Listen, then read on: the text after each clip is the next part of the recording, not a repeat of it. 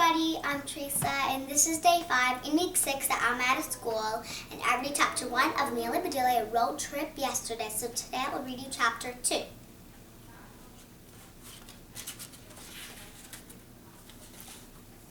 Okay. Chapter 2, Packing It In. The day they left was bright and sunny. Amelia Bedelia's father was in the driveway putting their luggage in the car. Amelia Bedelia dragged her bag outside. There were tons of bags piled next to the car, enough luggage for 2 families. Can all of that really fit in our car? Asked Amelia Bedelia. No problem, said her father. It's part of the job of being a dad, knowing how to pack a trunk. A trunk is definitely too big and heavy, said Amelia Bedelia. You should use regular bags like Mom and I do. She handed her luggage to him. Good thinking, said her father. As he lifted her bag, an electrical plug and cord slipped out and dangled in the air. He set the bag down. What have you got in here? Amelia Bedelia opened her bag and took out her desk lamp. You told me to pack light. This is the only light in my room that isn't attached to the ceiling.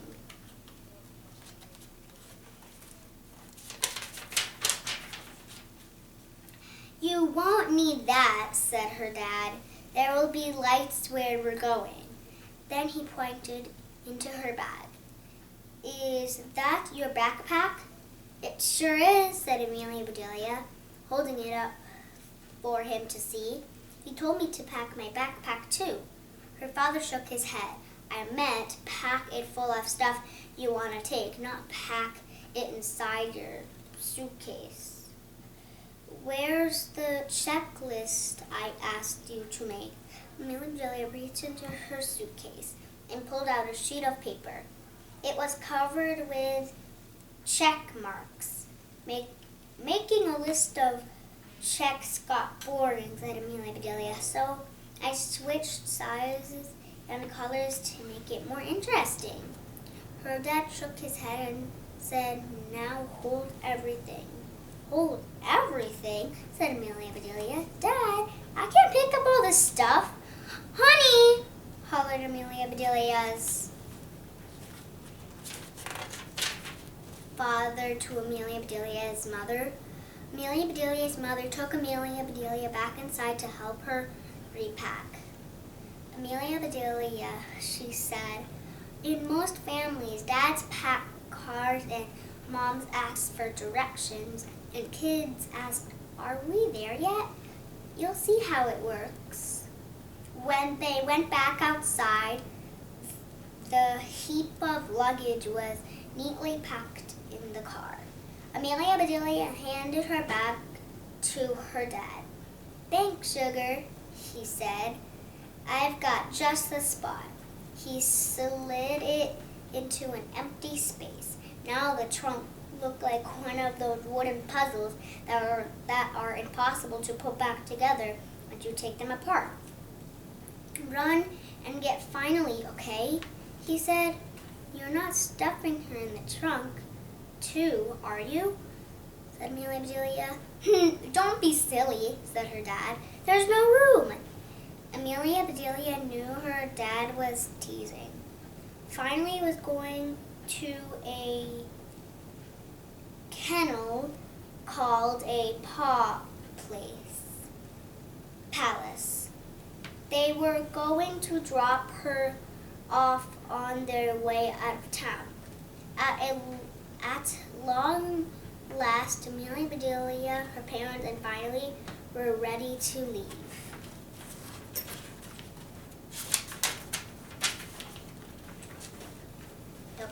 When her dad backed out of the driveway, Amelia Bedelia felt the car go bump, bump as they drove over the uneven sidewalk and out into the street. That bump, bump feeling always meant that she was home.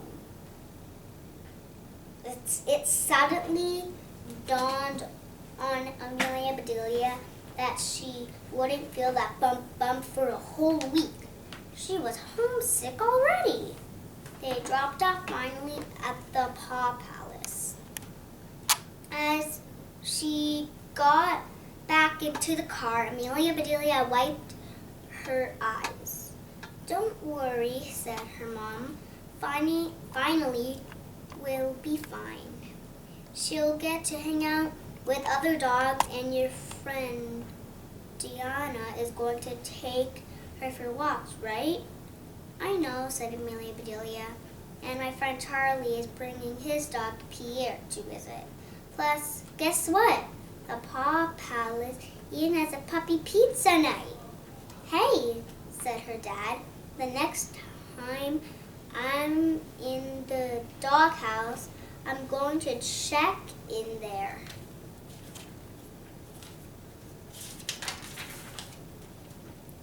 "You're out of luck, honey," said Amelia Bedelia's mom. "They won't take you unless your house is broken." Amelia Bedelia burst out laughing. Even her dad had to laugh. He usually made the jokes in the family. This vacation was switching things around. "Good one, Mom," said Amelia Bedelia, leaning forward to pat her mom on the shoulder. She glanced at the dashboard. "Hey," she said, "why is that little arrow pointing at the letter E?" Her parents looked at the gas gauge, then at each other. They both blurted out, "Didn't you fill the car with gas?" "You both can," said Amelia Bedelia. "There's a station right there." While her dad pumped the gas, Amelia Bedelia and her mom got out to buy a snack. They'd gone barely a mile so far, but they were already hungry. "The fun is about to begin," said Amelia Bedelia's mom. "Look, we're on the edge of town." Amelia Bedelia looked around for a cliff or ledge, but things seemed pretty flat. She noticed a sign with the name of their town on it. Under the name was the word "Pop" and the number 1007. "Mom, whose Pop is that?" asked Amelia Bedelia, pointing at the sign. Her mother smiled and said, "That Pop isn't someone's father. It's short for population. That number tells you how many people live in our town." Amelia Bedelia let out a low whistle. She couldn't believe it. Did that many people really live where she did? Amelia Bedelia ran back to the car, dug a crayon and her camera out of her backpack, then ran back to the sign. She made an X through the 7 and wrote the number 4 below, since the 3 of them would be out of town. Then she took a picture of it. When they returned from their vacation, she would bike over and change it back to 1,000,007 again. "Ready to hit the road?" asked Amelia Bedelia's dad. He was fiddling with something on the dashboard. "There," he said, "I set an odometer to 0 so we can tell how many miles we drive." He turned around and waggled his eyebrows at Amelia Bedelia. "If a word ends in ometer, it counts things. The odometer measures our distance. The speedometer measures our speed. What does the thermometer do?"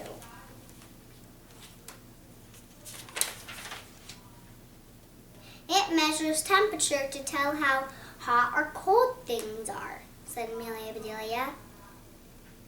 Right, said her dad.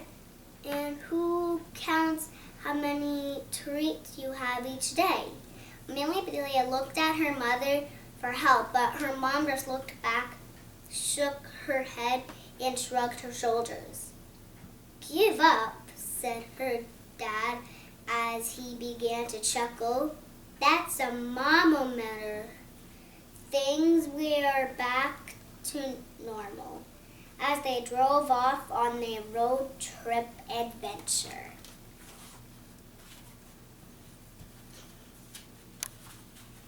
Everybody will read you chapter 3 tomorrow.